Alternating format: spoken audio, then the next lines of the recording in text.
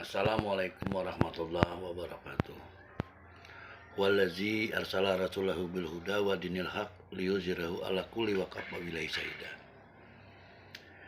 Saudara penonton YouTuber yang berbahagia, semoga di pagi hari ini kita semua diberikan kesehatan, kelimpahan rezeki, serta kesehatan tubuh untuk menjalankan aktivitas sehari-hari. Dalam bab ini Al-Fakir ingin menceritakan apa yang Al-Fakir dapat dari literatur Islam. Kali ini Al-Fakir ingin menceritakan kisah perjalanan perjuangan seorang ulama sufi besar dan pengarang buku, beberapa karang buku dan tasawuf, yaitu Ustadz Abdus Somad Al-Palembani. Beliau ini keturunan dari Yaman, tapi bukan dari kota Tarim. Beliau berasal dari kota Sana'ah.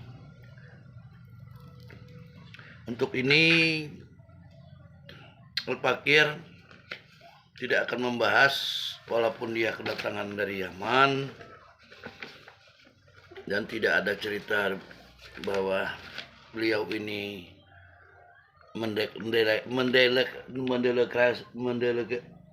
mendeklarasikan sebagai Habib. Syekh Abdul Somad Al-Palembani ini lahir pada 1116 Hijri. Beliau adalah salah seorang ulama terkemuka pada masanya. Dia sangat alim, pengarang buku, pintar dan cerdas, dan sangat membenci penjajahan Belanda. Banyak yang diriwayatkan oleh para murid-murid Syekh Abdul Somad Al-Palembani, beliau sangatlah membenci Belanda kafir yang menguasai segala pemerintahan di Hindia Belanda. Pada waktu itu Nusantara ini dinamakan Hindia Belanda. Sehingga kebencian beliau yang tidak menganggap sama sekali pemerintahan Islam yang dijalankan oleh Sultan.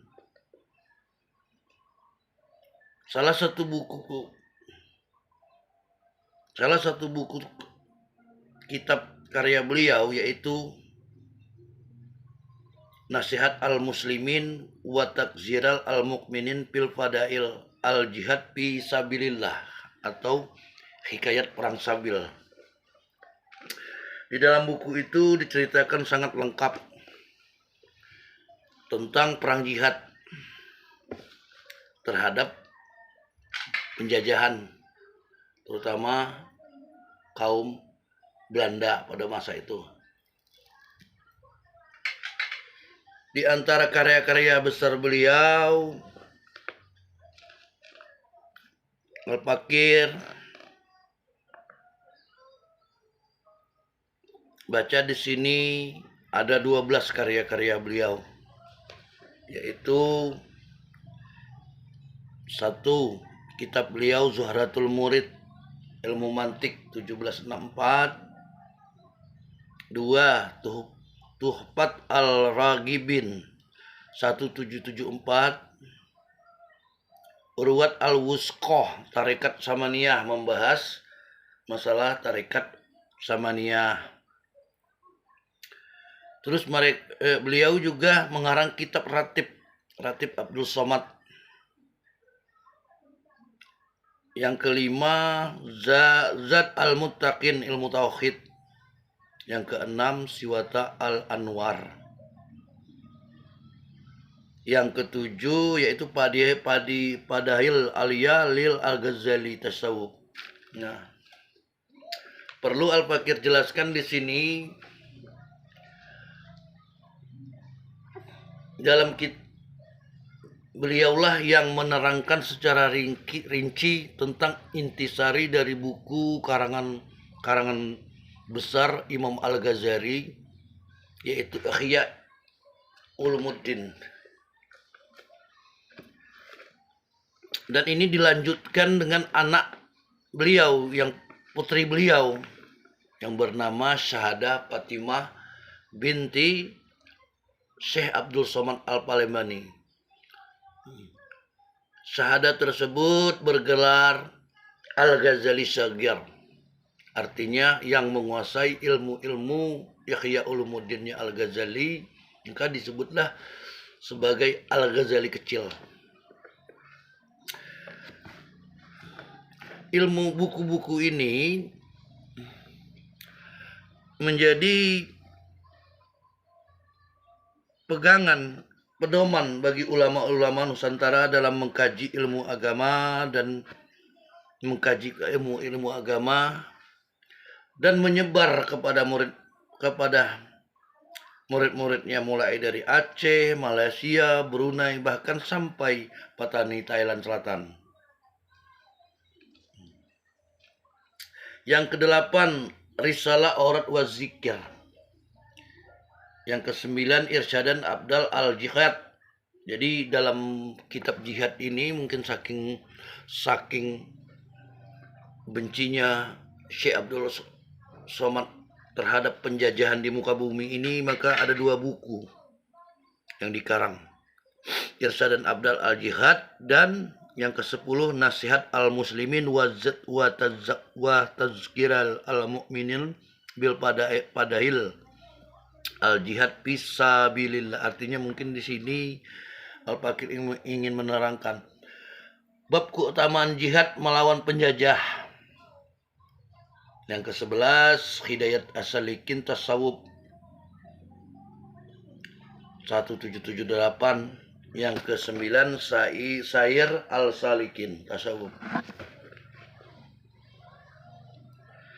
Banyak diriwayatkan Syekh Abdul Somad Al-Palembani ini saking bencinya beliau kepada Belanda dan melihat tidak dianggapnya pemerintahan yang waktu itu di Nusantara ini yang dijalankan oleh Sultan, dan besar kemungkinan Belanda juga ingin menangkap beliau. Makanya sebelum Belanda sudah mulai berpikir seperti itu, maka Syekh Abdul Somad Al-Palembani ini berusaha duluan pergi ke Mekah. Ada salah satu cerita yang diceritakan oleh para murid-murid beliau. Pada waktu itu beliau menebang pohon sendiri dengan murid-muridnya untuk membuat sebuah perahu untuk tujuan pergi ke Mekah, karena untuk menghindari dan juga belajar agar negara kita ini terbebas dari belenggu penjajahan Hindia Belanda. Lalu beliau menebang pohon, walaupun beliau bukan ahli pembuat kapal, namun di Palembang mungkin karena itu Sungai Musi ya, banyak murid-muridnya yang mengerti tentang ilmu pembuatan kapal, sehingga beliau ikut membantu bekerja sama untuk keberangkatan beliau ke Mekah. Lalu setelah kayu ditebang, kan masyarakat membuatkan perahu, beliau berangkat ke Mekah dengan beberapa orang muridnya. Dan di Mekah beliau masih tetap berkorespondensi ya Pak ya. Tetap istilah kata berkoresponden lah ya, dalam ke bumi Nusantara ini, sehingga bisa kita maknai sehingga sekarang ini di Palembang itu bisa dikatakan Snokhogronya tidak masuk, karena di Palembang itu sudah ada dibentengi oleh sebelumnya Syekh Al-Palembani yang menyebarkan kepada murid-muridnya tentang arti benci terhadap penjajahan kafir yang menjajah bumi Nusantara pada waktu itu.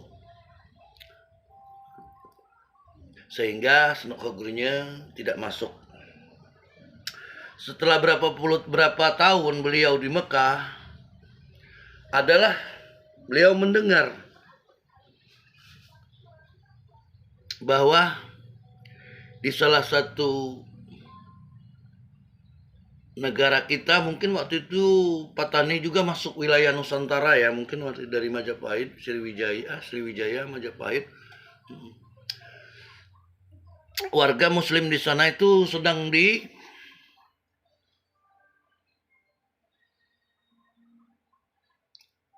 diperangi oleh kaum umat Buddha. Lalu beliau pulang dari Mekah, dan tiba-tiba sebelum pulang dari kabar ini mungkin disampaikan oleh Datuk yang waktu itu menjadi Raja Kedah ya di Malaysia, yang masih saudara sepupunya, tentang daerah Patani yang sudah diserang habis oleh para pemeluk agama Buddha pada waktu itu. Lalu beliau turun tangan untuk berjihad, lalu mampir ke Kedah, ke Malaysia. Lalu beliau ikut turun ke Masjid Kerlik ya, mungkin di Patani Selatan ya pada waktu itu. Namun sampainya di Patani Selatan itu, Muslim di Patani Selatan itu sudah hampir habis ya, hampir goyah. Lalu beliau kemungkinan sekali ikut berjihad. Ada seseorang yang bilang beliau masuk Masjid Kerlik di saat peperangan rame-rame itu. Nah, disitulah akhir dari perjalanan kisah beliau. Saya pikir mungkin beliau gugur sebagai syuhada di perperangan antara umat Buddha dan Muslim yang ada di Patani tersebut. Kenapa Al-Fakir bisa berpikir seperti itu? Karena di saat dia di masjid itu, sudah itu tiba-tiba menghilang. Kemungkinan mungkin ya kita tidak tahu mayatnya ada di mana, dan makamnya sampai saat ini mungkin masih tetap akan dicari oleh para juriat-juriat beliau. Di sini Al-Fakir ingin berkata bahwa sendi-sendi perjuangan Nusantara ini, kalau dari Sumatera Selatan itu telah bermunculan tokoh-tokohnya yang berjuang menentang penjajahan Hindia Belanda.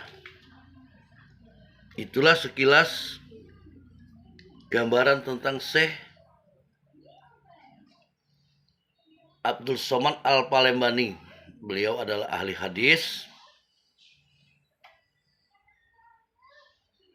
ahli tasawuf, ahli sufi, dan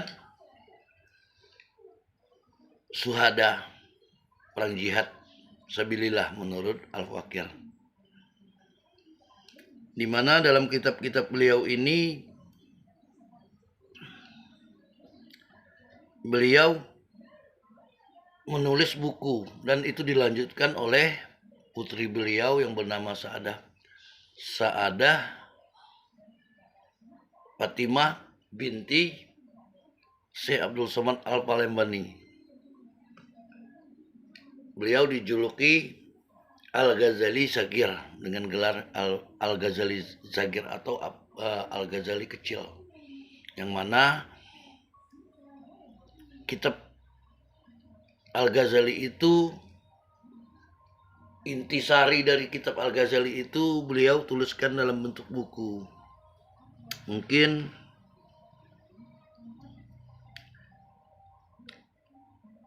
termasuk salah satu kitabnya Syair Salikin yang pada kemudian hari menjadi pedoman ulama Nusantara dan mengkaji ilmu-ilmu agama. Dan ini menyebar, maksudnya Nusantara itu mulai dari Aceh, Malaysia, Brunei, bahkan sampai ke Patani, Thailand. Artinya di sini pada zaman itu beliau sudah menguasai ya, memahami teramat sangat sehingga membuat intisari Ihya Ulumuddin itu. Jadi dalam hal ini Al-Fakir tidak menafikan loh sejarah Syekh Abdul Somad Al-Palembani. Beliau berasal dari ayah beliau, orang tua beliau berasal dari Yaman, tapi bukan dari Tarim, namun dari kota Sanaa. Namun Al-Fakir sendiri belum mendalami secara dalam keterkaitan Syekh Abdul Somad Al-Palembani kepada Rasulullah. Mungkin nanti akan kita buka pada sesi video YouTube yang selanjutnya.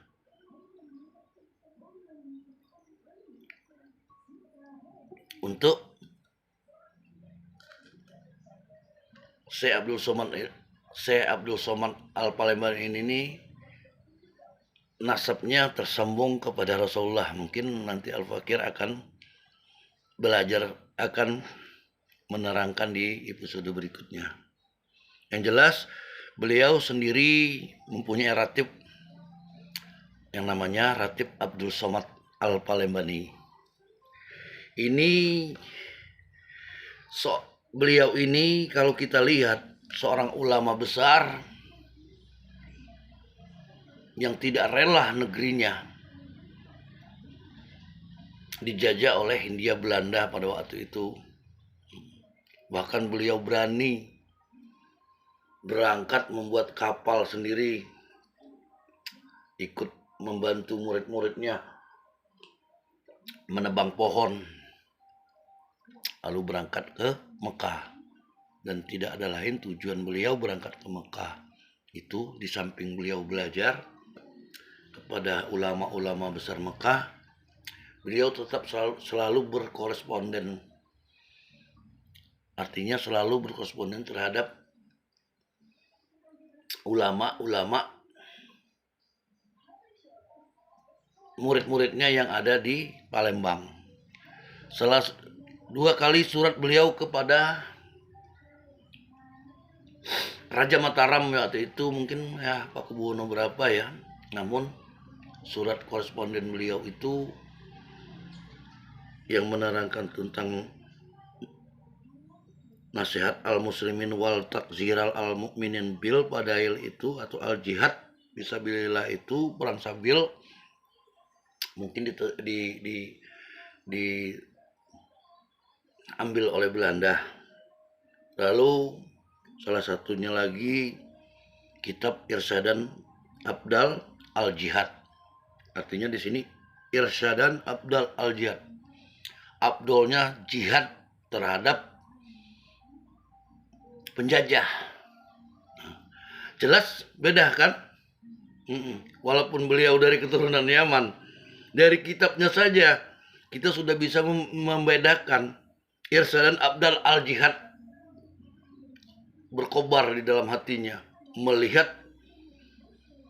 penjajahan Belanda, boro-boro mau mengeluarkan fatwa. Kemungkinan pada waktu itu kalau beliau mau berpihak kepada Belanda, mungkin beliau bisa jadi mufti besar juga untuk Sumatera. Namun beliau tidak akan pernah menjual akidah dengan